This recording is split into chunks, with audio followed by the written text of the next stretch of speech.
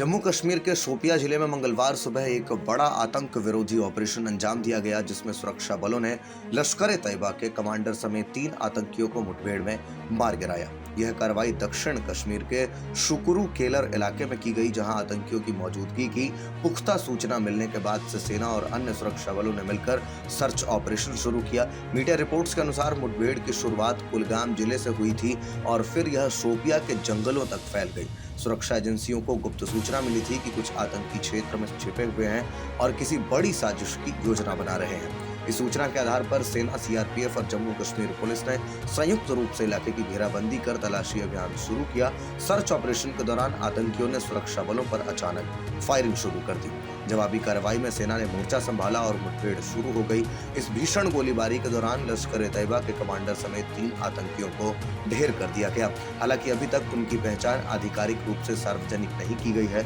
मुठभेड़ खत्म होने के बाद भी क्षेत्र में तलाशी अभियान जारी है, ताकि यह सुनिश्चित किया जा सके कि कोई अन्य आतंकी मौके से फरार न हो सके और कहीं छिप कर न बैठा हो। सेना के अधिकारियों ने बताया कि इलाके में अब भी खतरा बना हुआ है, इसलिए ऑपरेशन को सावधानी से आगे बढ़ाया जा रहा है। हालांकि इस मुठभेड़ में मारे गए आतंकियों को 22 अप्रैल को पहलगाम में हुए आतंकी हमले से कोई सीधा संबंध है या नहीं, इसकी पुष्टि अभी नहीं हो पाई है।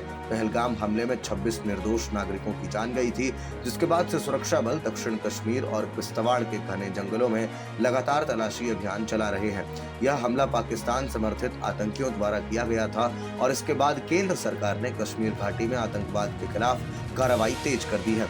सेना के एक वरिष्ठ अधिकारी ने बताया कि शोपिया मुठभेड़ में मारे गए आतंकी लंबे समय से घाटी में सक्रिय थे और कई आतंकी गतिविधियों में शामिल रहे हैं। इस ऑपरेशन को एक बड़ी कामयाबी के रूप में देखा जा रहा है, क्योंकि लश्कर ए तैयबा जैसे संगठनों के शीर्ष नेतृत्व को निशाना बनाना सुरक्षा बलों की रणनीति का अहम हिस्सा है।